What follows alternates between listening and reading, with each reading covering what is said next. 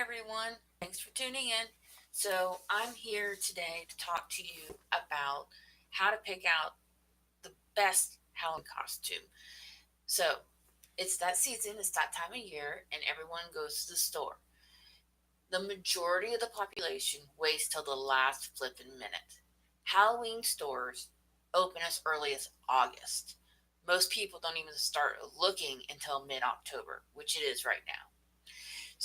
I have some tips and things, clues on how to get your perfect costume, irregardless of if you wait to the last second or if you decided to go and get what you're looking for early in advance. Mind you, the earlier you go, the more options you have. That's tip number one. Go early. Most people don't think ahead that far, but if you do, go early. And also, when you do go early, like before October, the best coupons are out. There are coupons for like 20% off your entire order or 25% off a single item. And when you buy a 40, 50, $70 costume, and that's just for the one in a bag costume, that can save you some buku bucks. First thing, costs. I just told you about some coupons and how to get it. If you go to a main store that's not a local public, privately owned Halloween store, which they tend to pop up, I'm talking about like your Party City, your Spirit Halloween, the nationwide companies basically. Then what you're going to want to do is you're going to want to friend them on social media, whether it be Snapchat, Facebook, Instagram, Tinder, whatever. You want to friend them on that. They usually have coupons. Not always, but usually. Next thing, when you want to do that like a day before you go. If you do it the day of, sometimes they don't send out coupons until the day after. The next thing with costumes, when you're actually looking at costumes to buy, you want to check. You want to take it out of the package and try it on, even if it's a one size fit all blow up. You never know. You might try it on and you might see a big hole in it, or you might try it on and the fabric just doesn't, it just rubs you the wrong way, or it might be a lot better than it actually looks and feels. So, I would suggest no matter what the costume is, try it on. Most places, especially the main brands, companies that are nationwide, offer changing rooms. Next thing, function. Are you going to be wearing this outfit to parties, indoors, at work, school? Um, how often are you going to be wearing? Are you going to be wearing it all day long? Are you going to be changing your outfit? Are you going to be needing makeup for this outfit? All these questions do come into play. You, if it's something you're going to be wearing all day long, I suggest layers. Get an outfit that you can layer, and then as you take off the layers, it's clearly still that costume, but you can add layers to it, and you're still that figure or whatever you're trying to dress up to be. Next thing, go in with a plan.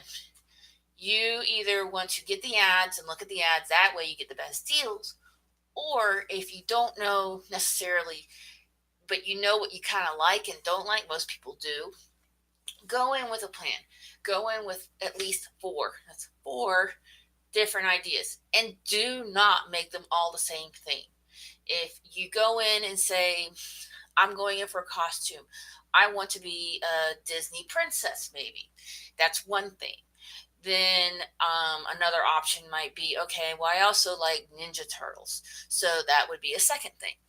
And then I also like Nightmare Before Christmas. So that would be a third. And I also like Alice in Wonderland. So that would be my fourth. So I have four themes. And because of that, and you can go in with more, but have them in order of what you like. And you're going to know what you like and don't like. So have them in order of what you want. When you get to the store, if they don't happen to have a princess in your size or that Ninja Turtle in your size, you keep going down the list. And mind you, with Ninja Turtles, that's something I can kind of play with. I don't have to have the Ninja Turtle theme per se. What I do need though is a green outfit and a purple belt or an orange belt or whatever particular character I want to be. And if I can't find that particular color, I can go to the craft store, spend a few dollars on the fabric of whatever color I'm looking for, and make the little bandana and make the belt.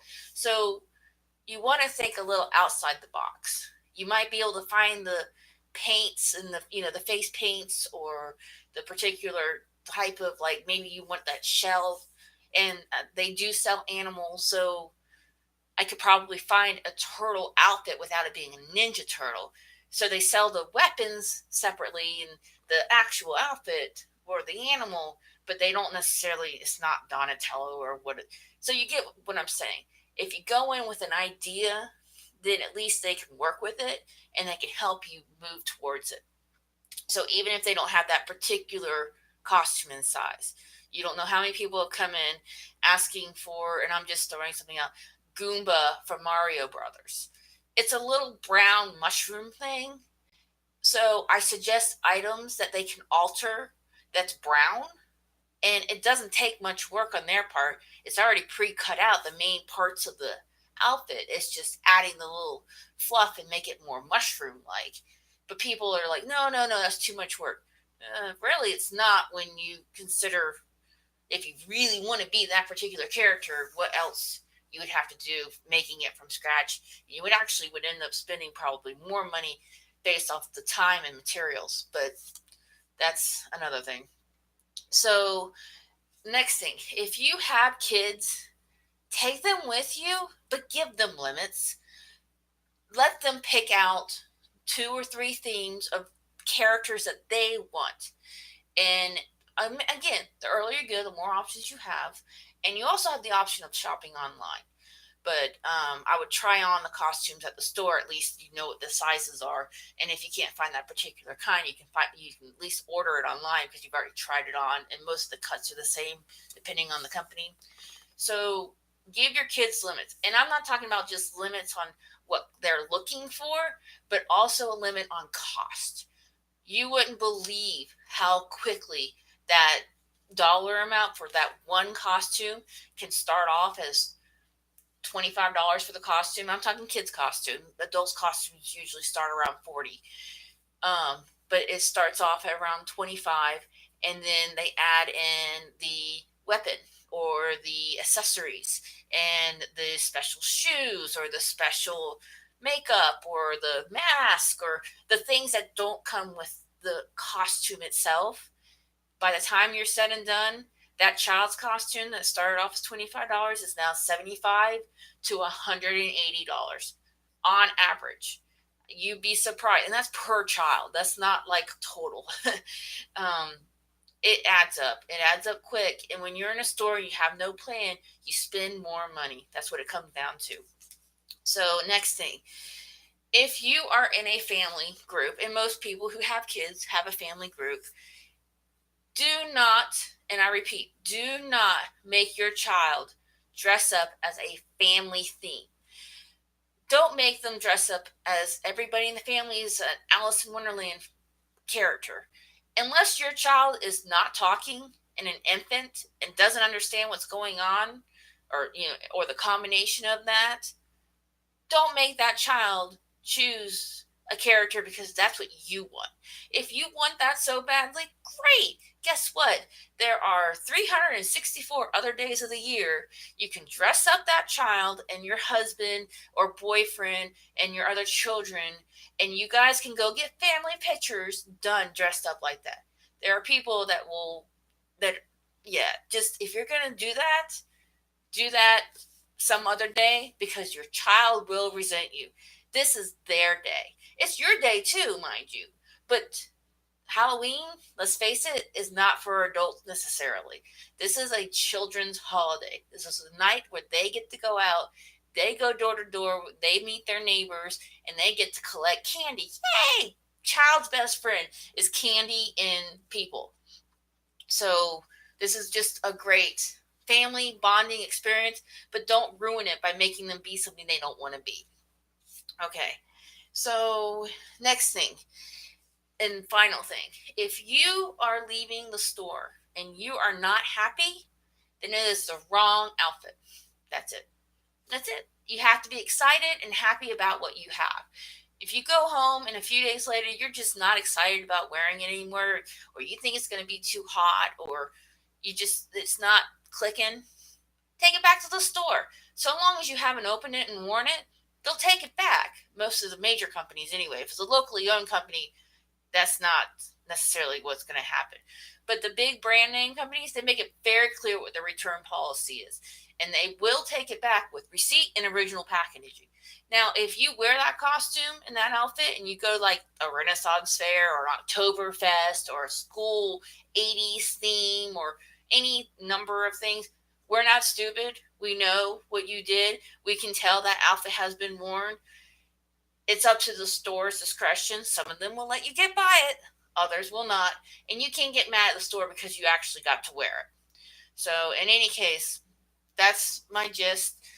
And the final little bit is if you are spending good money on a nice costume, you might want to ask yourself, am I going to be wearing this more than one night? Is it worth the money for me to buy it? If the either answer is yes, like if you're buying, I'm just throwing what the Venom is the new movie out this year. If you buy a Venom T-shirt as part of your costume, and it's literally a T-shirt, then you can wear that year round. So you would get multiple uses out of it, even though it's not Halloween, and people wouldn't mind necessarily. So think about that when you're buying a costume if you're trying to be more frugal. But thanks for watching. I hope I gave you some good tips. Bye.